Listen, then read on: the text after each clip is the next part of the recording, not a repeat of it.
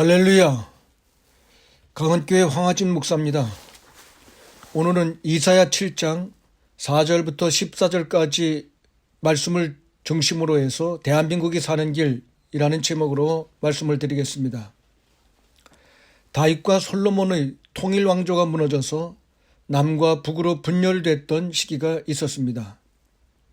그때 남쪽에는 유다와 베냐민 지파를 중심으로 유다 나라를 세웠고 북쪽은 열 지파가 모여서 이스라엘을 세웠습니다.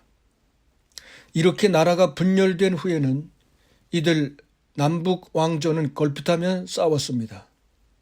지금 우리나라가 처한 현실과 비슷합니다. 북한은 지금도 여전히 남한을 위협하고 있습니다. 우리가 아무리 퍼줘도 돌아오는 건 미사일이었습니다. 그거 보면 물질만 가지고는 안 되고 하나님이 함께해 주셔야 됩니다. 북쪽 이스라엘 왕이 아람 나라를 등에 업고 남쪽 유다를 침공해 왔습니다. 예상치 못한 어려움을 당한 유다의 아하스 임금과 온 백성은 두려워 떨고 있었습니다. 그때에 하나님께서 이사야 선지자를 보내 두려워 떨고 있는 유다를 위로하고 오히려 큰 꿈을 갖게 하였습니다. 이사야 7장 4절 하반절에 보면 이들은 연기나는 두 부직갱이 그루터기에 불과하니 두려워하지 말며 낙심하지 말라고 말씀을 주셨습니다. 북쪽, 그래봤자 아무것도 아니라는 얘기죠. 그 증거로 14절 말씀에 보라, 처녀가 잉태하여 아들을 낳을 것이요 그 이름을 임마누엘이라 하리라, 이 말씀을 주셨습니다. 전쟁의 공포에 떨고 있는 이스라엘 백성들한테 처녀가 잉태하여 아들을 낳는다는 말이 과연 무슨 위로가 될까요? 유다는 적을 막아낼 힘이 없었습니다. 그때에 지원군을 보내준다든지 무기를 보내준다든지 그런 얘기가 아니고 처녀가 아들을 낳는다는 말은 어쩌면 동문서답 같습니다.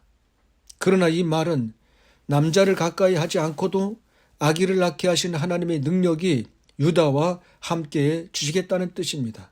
그러면 이기는 것입니다. 하나님이 어느 편이 되어주시느냐에 따라서 나라의 장래는 달라집니다.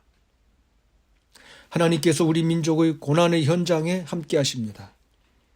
주님은 우리가 당하는 어려움의 구경꾼이 아닙니다.